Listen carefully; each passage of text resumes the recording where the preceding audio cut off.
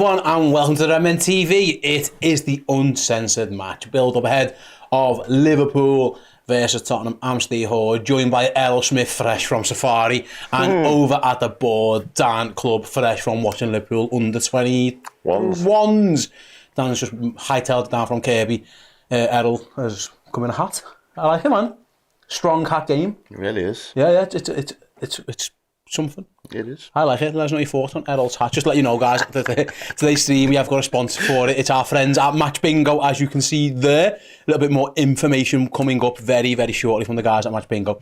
Anyone who watched the Man United watch along a few weeks ago will have seen Paul and Chris having a go at Match Bingo. Today, it's me and Errol having a go. Yeah, hopefully trying to win some prizes and maybe, and if not in else, some bragging rights. We'll get to that in a moment. Errol, yeah, this game was meant to be bigger than what this game is. We can't hide the fact. Liverpool v Tottenham was meant to be, Liverpool striding towards the title. As it stands, Liverpool are locked into third place unless something happens down the road between Brighton and Aston Villa in the next half an hour or so. But still, it's a flag day at Anfield. Jürgen's second to last game. It's the anniversary of the flags on the Kop. The atmosphere should be good.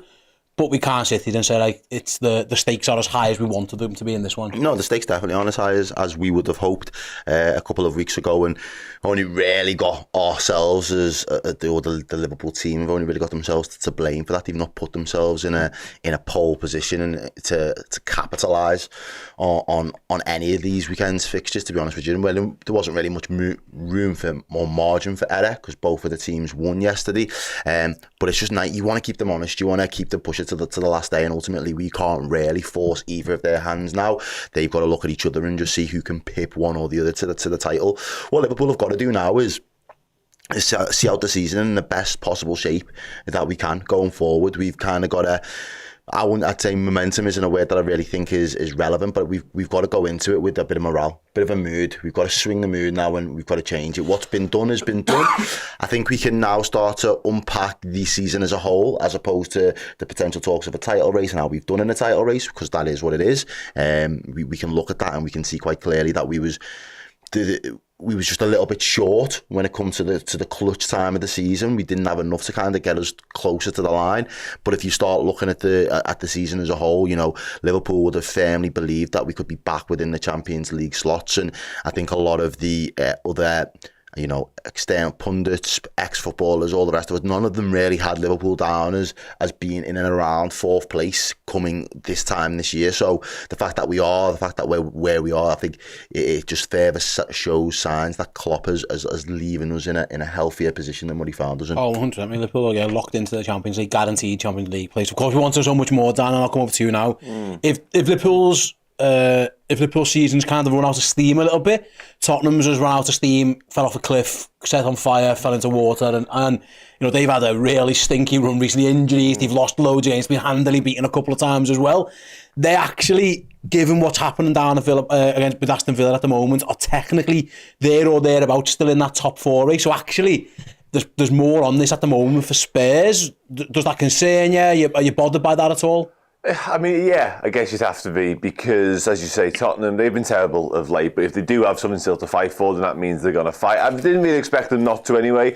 I kind of just envisage it being a really open game, because obviously, as you mentioned there, it's the penultimate game of Jurgen Klopp's time at Anfield, certainly from an Anfield perspective anyway, it's penultimate home game, and I think that'll sort of produce a performance, it'll certainly produce an atmosphere, and I think we will go for it. I think Spurs will do the same. A lot of Spurs' problems of late have been Postecoglou just refusing to change his game plan and just playing that gung-ho freedom of football, and they keep getting caught out by doing it, and set pieces have been a big problem for them as well. But yeah, I think in terms of what it means for both teams, obviously we are now only really playing for that little bit of morale boost, a little bit of confidence, a little bit of pride, because Liverpool haven't gone down kicking and screaming really when it comes to the title race, and the same could be said for Spurs in the top four race of late. So both teams need to sort of get that ship sailing again and get themselves pointing in the right direction. So I think it'll be a very open game. I think both teams will want to win it for different reasons, but ultimately I don't think any team really playing for a lot, if I'm being dead honest.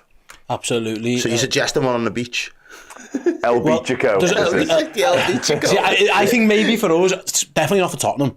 Like Tottenham, they've got top four aspirations. Like I say, as it stands, City to play still. That's my point, though, isn't it? As it stands, Aston Villa are drawing, so Spurs are 8 points behind them, but they've got 2 games in hand. Obviously, us and then one other one in hand. If they can win those two, and then they go all of a sudden they're 2 points behind Villa with 2 games to go, and it's, you know, you're going back to like the Leicester situation a few years ago, Errol, where the team who've been fourth all year suddenly has something to play for. Yeah. So that's my point. That's my only worry going into this one. Spurs are in horrendous form, but this is their season now. If they lose today, or even a draw, they're done. They're coming fifth. And listen, that's not bad for Spurs. But if they've got any aspirations, they're pushing for fourth, and Liverpool are pretty much cemented into third place. That's my only concern, really, because like I say, going in form-wise, Spurs have been poor. Do you get where I'm coming from? Like, it does feel like if anyone's got that real something to go for, it's got to be them. Tottenham and Postecoglou. Well, yeah, and to be fair, I'm quite happy with that to an extent, because I'm not looking at. We can't really look at the season anymore because there's nothing left for Liverpool to really play for. As you say, Champions League's already nailed on. All right, there's the potential that we can cement third today, but I'm looking at next year now when these teams, and this is a good measuring stick for us. I know we said a couple of times this season, like, you know, you can't wait to come around and play City and play Arsenal because we're pushing towards a title and you want to measure yourselves against the best of the best. Well, actually, the reality is we're a Champions League side that, you know, is going to sit in and amongst third, 4th, 5th, 6th with the people that have got aspirations to try and pip us. We're the step before the step almost now, because we've not been able to take it that little bit further. So I kind of want to see, is there a comfortable cushion between the likes of us and Villa, because we still got to play Villa, there's the likes between us, Villa and Spurs, or is there close? Have they closed the gap to where we are? Because that'll really give us an indication in the summer what the Liverpool need to do to re-extend that gap, take it closer to the likes of Arsenal and City, as opposed to spending the season looking over our shoulders at the Villas and the Spurs of this league. Absolutely, we'll see what. Yeah, and today's a big one for that. Like I say, as it stands, just to let you guys know what's happening. Aston Villa are currently drawing 0-0 with Brighton. If that result stays the same, Liverpool are guaranteed third place, because as it stands, Aston Villa are 7 points behind Liverpool, and they would only have 2 games left. And even my basic maths tells me that they couldn't catch that one up. Right then, before the team news comes out in about 5 minutes' time, I mentioned at the top of the show about match bingo. So those who don't know what match bingo is, it's every goal, every save, every throw-in, a corner, a substitution can help you win cash prizes. If you download the app, there's a QR code there. There you go. Look at that right on time. There's a link in the description. You can play along with us. Just a £2 stake on today's game. You can win a total cash. There is a total cash pot of £1,075. I am now going to open my card. Errol will do his before the game on the watch along. So, producer Joe, there we go. Bring my phone up. This is dangerous, by the way, bringing your phone up. I mean, anything. I have to put do not disturb on. Let's just leave it that way. So I am going to put my cards in now. Let it load up as it does. Do I want to go? No, I want to view my card.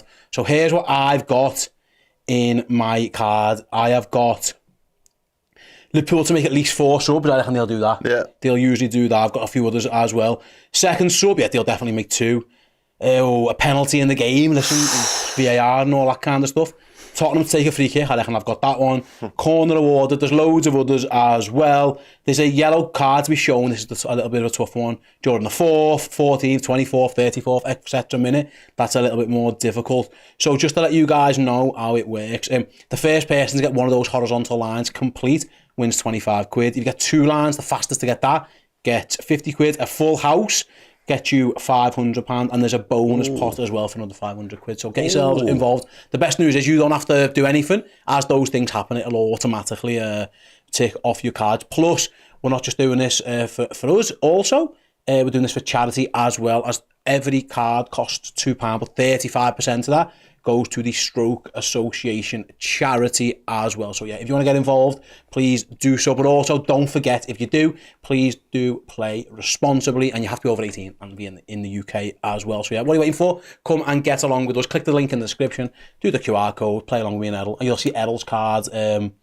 the watch along, and see how we can get on. Right then, there's a couple of minutes to go until the team news comes out. Dan, there's a team on the board behind you that we think it's going to be. Yeah. Thoughts?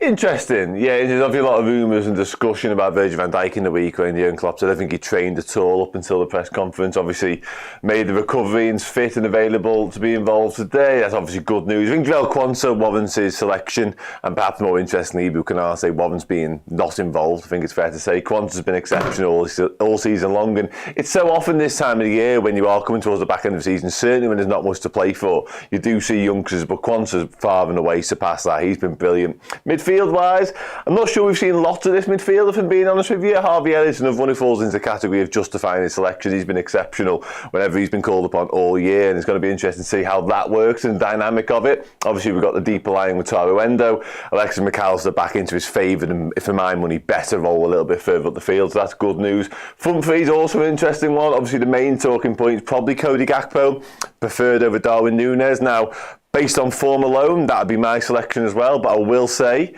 the way Spurs play and how high they are, and they are absolutely religious with the high line, they do it to a fault almost. I'm a little bit surprised it isn't Darwin Núñez, despite the fact he's not playing well and all that sort of stuff. It felt like if anyone was going to exploit that space in behind, it would be Darwin, so interesting call made there. And obviously, Mohamed Salah. What version of Mo Salah will we see today? Will he want to silence the critics after what happened last week at the West Ham Stadium? I'm not quite sure, but it's a really interesting couple of talking points, and keep an eye on the way they play. Absolutely. When I was picking the team, I'm quite glad that Elliott's playing. We'll confirm this team in a moment, by the way, but we're pretty sure that is the team. I want Elliott to play, but I want to play there. Like every time he's been given a star recently, he's been right wing, filling in for Mo Salah, and he's another talking about we'll get to in a moment. But I'm quite glad now. I think Harvey Elliott's earned a start in his best position, and I think the people who've been playing in that position actually haven't done enough to warrant themselves being in it. I'm really, really glad for him. Listen, it's probably too little too late now, and we're looking ahead. But looking ahead to next season, I'm delighted that he's getting a start there. I mean, yeah, I think it is. It's that looking ahead to next year. Again, I don't know what system Slot is going to want to opt to play with, but for me, I still don't feel that that's Harvey Elliott's best position. It's the best position that we've got in the current formation and setup that we can play. We disagree on this, don't we? We do, yeah. I'm convinced that's where I think that is his best position. You're not too sure. I think you think he's a winger level? Say that again. Do you think he could be a winger? No, absolutely not. I think he's like a 10? I think he's a 10. Okay, well, he plays with a 10 on the slot. Does he? Yeah, okay. But then there's a Carvalho that's due to come back, and he's going to want to fight for that 10 spot. I think you could even argue that Gakpo might want to sit in the 10 spot as well. There's a few men there that will all fancy themselves, and maybe that'll give them all a new little lease of life and a little bit of competition. Who knows? But I'm just not 100% convinced. And again, it's all changed because a lot of my original theory to why he didn't necessarily work there was because you can't, in my mind, you can't have Trent being the right, the full-back on the right, and then Harvey in that space, because who then really helps cover a Quansah or a Konate in those half spaces? Who's going to have that defensive discipline to really come back and put the body in and do a bit of a shift? I think Harvey's a little bit too lightweight to be expecting that kind of output from him in his games. But as you've mentioned, when he's come on and he's been deployed in that position, he's been a threat. He's been a willing runner. He has been tenacious. He has offered a lot in that area where you think to yourself, actually, there is something in it, but I'm sure that you're going to nail down a place. But to the point that you made, which I think is probably the bigger point, the other lads who you'd think were nailed on to be that right side of the 8 simply haven't been good enough in recent weeks. In this title running, those lads have fell away. And that's why I feel like you are right when you say Harvey Elliott warrants a start in his preferred position in this setup. Absolutely. Dan, do you want to talk through the team is out? Then there is, like say, one change from the West Ham game, of course. No Gravenberch, Mo Salah comes in. Can you go through the team on the bench for the people just joining us, please, Mr. Dan Club? Yeah, I can indeed. Yeah, so it is Alisson Becker in goal, Trent Alexander-Arnold at right back, Joel Quansah and Virgil van Dijk at the centre back partnership, Andy Robbo at left back, Taro Endo, Harvey Elliott, Alexis McAllister make up the midfield three, Louis Diaz far left, Cody Gakpo leading the line through the middle, which is an interesting call, and of course Mohamed Salah. Yeah, interesting one. And the bench wise, interesting and very strong bench as well for me. Kevin Keller, Curtis Jones, Darwin Núñez, Ryan Gravenberch after his start at West Ham. Conor Bradley returns, that's good news. Ibu Konate, Stefan Bajcetic, also good news. See him back involved there. He's been in the round for a little while now, playing some 21 stuff. But on the bench today, Dom Szoboszlai, Joe Gomez, which means there's no room for Kostas Tsimikas once again. Absolutely, and no Jayden Danns as well, who we believe is injured. He wasn't, when people saw that he wasn't involved with the under-21s earlier.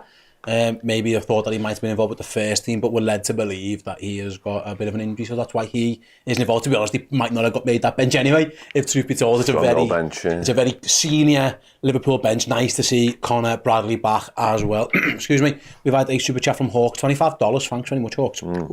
Says, that looks like an exciting midfield to me. I expect Gakpo to move the Spurs defence around and Darwin to come on to expose the high line with tired legs. Yeah, I understand. He said, come on, you Reds as well. I understand that. I think Nunes is probably better suited to play against Tottenham, but Gakpo is in better form than Nunes. So the manager's gone with the hot hand per se, rather than... Because I agree, listen, Tottenham, if they play the high line, which we think they always do, in theory it should suit Darwin, provided he stayed on side, which isn't always a given, granted. But like, maybe you could do the... Maybe Errol, it's the old school way of playing against high lines, where it's Salah and Diaz.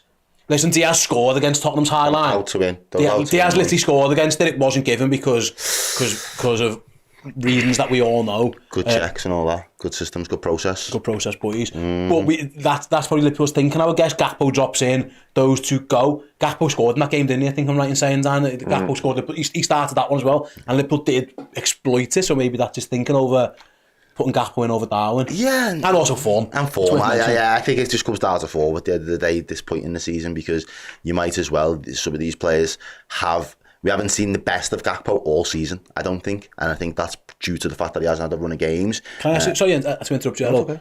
I think he's in good form now. Yeah. What I would say, there's been no goals really. No. Like my issue with Cody Gakpo is at the moment is that the good form is great, but what is the good form?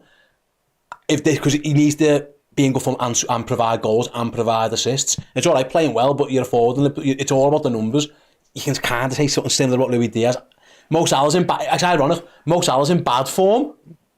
Still and the numbers. And it's so jarring. Like it is so jarring because you kind of skate over the fact that like his form, his actual performances have been below his standard. Like forget like what you say are the numbers and the ridiculous numbers that you want. Like his standard, he set such a high bar for himself. Those performances haven't lived up to your bar. So as far as I'm concerned, the output is secondary when it comes to Mo Salah. I feel like you've got to look at the others in a slightly different lens, because I'm like, as well as your form is and as well as your all-round game may be, I need you to then be able to chip in with goals, assists. I need you to have output. I need you to be productive in that final third and make key decisions and make them count for something. Because all in those moments where we had something to fight for, the numbers just dropped off a cliff, and that's where we're going to struggle. And I think from as you mentioned there, a Gakpo's perspective, is this part of we need to play you into the form where you can now start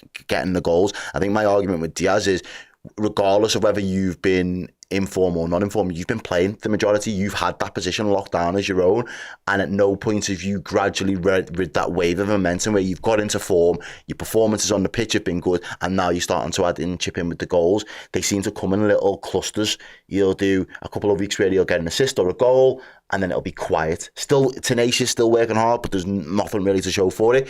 I hope Gakpo is the opposite, where it's taken a few weeks as a slow burner to get him up to this point, and then all of a sudden he can kind of burst into life and offer a few, a bit of output in terms of his goals and assists. Yeah, absolutely. To end the season with a couple, because there's a new manager to impress as well, which worth mentioning. Let's bring up the Tottenham team then, who will face Liverpool at Anfield later on this afternoon.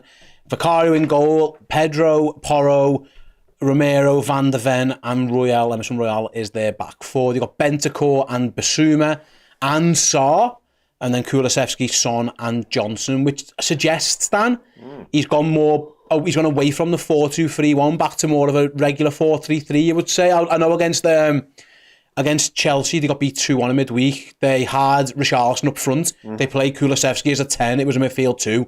It was Sarr and Basuma. He's brought in Bentancur, who is he is another proper midfielder, you would think. Is Ange gone back to more of a 4-3-3 away from the 4-2-3-1, maybe with I'm guessing that would be Son on up front, perhaps. I think he'd have to lead the line in that, wouldn't he? To be honest with you, because Johnson, we know Kulusevski likes to play. Brennan Johnson's a bit of a versatile utility man. He can kind of play across it, but yeah, I think it's probably Son as the central of the three, maybe interchanging with Brennan Johnson a little bit, but it does look like a 4-3-3 to me, which is no great surprise. He's sort of chopped and changed as the season's gone along with his formations and stuff. The one thing that hasn't changed from Postecoglou's side so far this season, and the one thing he seems very reluctant to change, very steadfast in his belief that no matter what the result, no matter what the game state, he's going to stick to his principles and stick to his way of playing, which is very gung-ho, as I mentioned earlier, is that high line, and we've all spoken about him. I spoke to in the week in the podcast about this and used the Chelsea game as an example when they went down to 9 men. Actually, it wasn't even 10 men, and just kept going with the high line and got exploited and obviously done in the end by Chelsea. So it's a mad one. I'm not sure whether I'll ever find the results that he actually wants as Spurs manager doing that. To be honest, I don't think he's got the quality of players to just stick by those principles and stick with that mantra of playing. But as for today, yeah, I think it's going to be an interesting battle actually, the midfield in particular. Basuma and Sarr, they're decent physical players, and they're going to sort of make it hard for our midfield. And then you've got to win your battles. I think Wendo's got a big old role to play, but that's probably why he's picked him, I'd say, because otherwise it is quite a creative midfield. But yeah, listen, from Spurs' perspective, I'm expecting them to come at us and try and play. We just got to fight 5-5 and get the better of that battle. I agree with Dan's point, actually, Errol. Ange tends to do what Ange does, but I think he has actually conceded something here in that he hasn't gone with Kulusevski or Maddison. He's gone for a very workman-like midfield. Usually, he does like that number 10, that link-up player. Off again, Timo Werner's injured, so he couldn't have been involved. But he does usually like that number 10. Maddison's played well against Liverpool at times. I thought he was good. And listen, it was a very controversial game, of course. The Curtis Jones red card, the Luis Diaz goal, no goal. I actually thought in that game, Maddison was probably the difference between the two teams. So it looks like Ange has changed something a little bit. He's gone probably a little bit more pragmatic. It'll be interesting to see how Liverpool deal with that, because they probably weren't. I was not expecting that, to be honest. If I was Jurgen Klopp, I would have just been expecting one of Maddison or Kulusevski to be more of a number 10, you would think. Yeah, maybe, and as I say, I think it might just be a case of him wanting to hedge it his bets that if he still needs to get, as I say, the games in hand against Villa, if he's still hoping to get something, he's probably thinking Liverpool are the weaker of the opponents that we've got to come up against in the next couple of weeks. And if we're going to get a chance, there is a way to get a result out of Anfield at the minute. I don't think any manager that's rocked up at Anfield in the last month has probably felt that Anfield is impenetrable. They've all thought, yeah, we could go and, especially the goals that we've leaked and the chances that we've conceded, they'll all think there's something in it for them. So again, it's about being a little bit more cute to the fact that, as you said, they're pragmatic. At the end of the day, if we go gung-go, Liverpool might expose us, and Liverpool have still got a ridiculous amount of firepower. And when it hasn't been clicking, it only takes one game for it all to spark into life.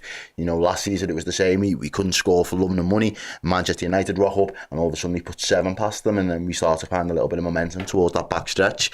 So I do think he's probably thinking if we could just nullify Liverpool in that midfield, if we can outwork them, outmuscle them, and we can actually get on the ball and start dictating things, we might be able to start picking them off in the areas that have been exposed time and time again. I'm looking at in and behind Trent, down those channels, getting early shots off at Alisson, and then also potentially set pieces themselves. I know Spurs haven't been great at set pieces in recent weeks, but I think it's fair to say that Liverpool haven't either. Not defending them, absolutely right then. Guys, do let me know in the chats now, whether you're in the Discord, Facebook, wherever you're watching, in the YouTube, of course, your score predictions now. You've seen our team and you've seen the Tottenham team as well. Errol and Dan, you can get your thinking caps on too. Just let you guys know, we'll be live with the watch along from 4:15 UK time. So that's about 33 minutes from now. So yeah, work out yourselves in whatever time zone you're in. So do come and join us for that one. Like I said, we will be playing along because this week's big game is brought to us by our friends at Match Bingo.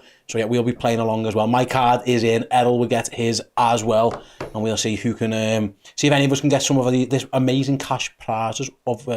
There's a prize pot of over £1,000, so get yourselves involved. Me and Errol are going to be playing along, so come and do so too. Scan the QR code, click the link, and get yourselves involved. Be responsible. Over 18s only, UK only, and like I say, you're supporting the charity as well. With 35% going to the Stroke Association, who do some fantastic work. Dan, score prediction, please, sir.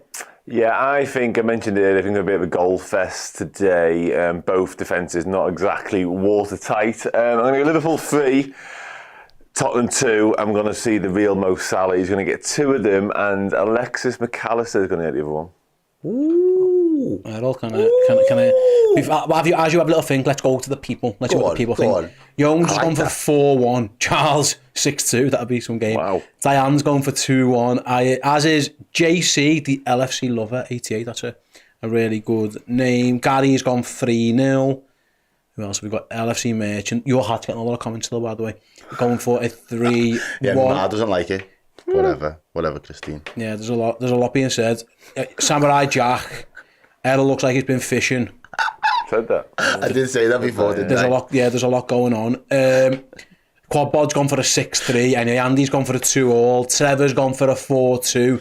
So we had a lot of high scores being predicted. Errol, you're going with the people? I mean, you're certainly your own man today. I am definitely. Do you know what? I like what Dad said about the 3-2.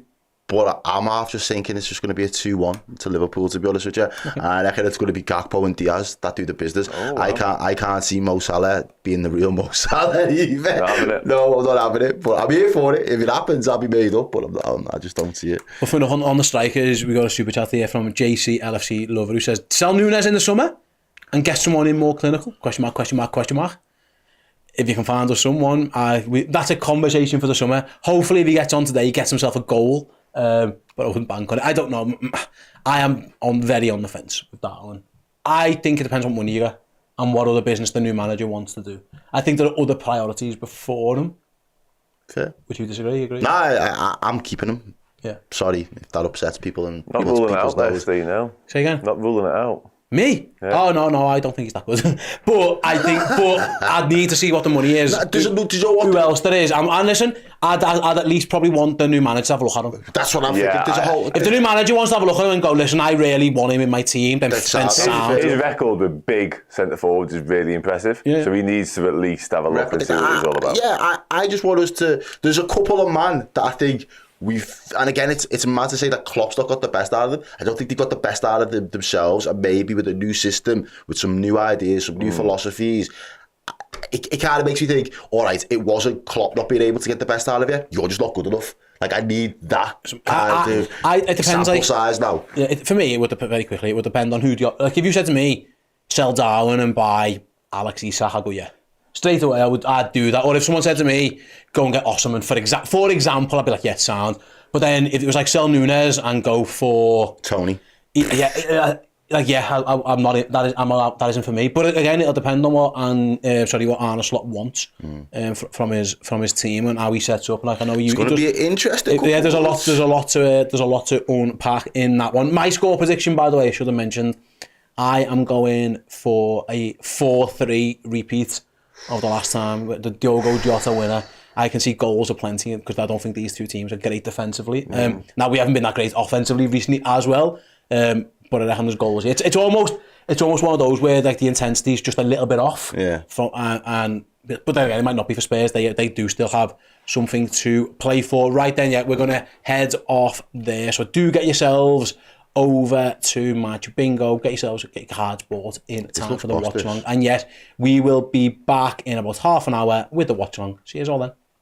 Hey, thank you so much for checking out the content today. If you want to get your name in and amongst these wonderful people, then head to redmenplus.com. Join as a Legend tier subscriber. You're going to get free merchandise codes. You're going to get in our Discord, and you're going to get your name at the end of YouTube videos. Yes, redmenplus.com, Legend tier status.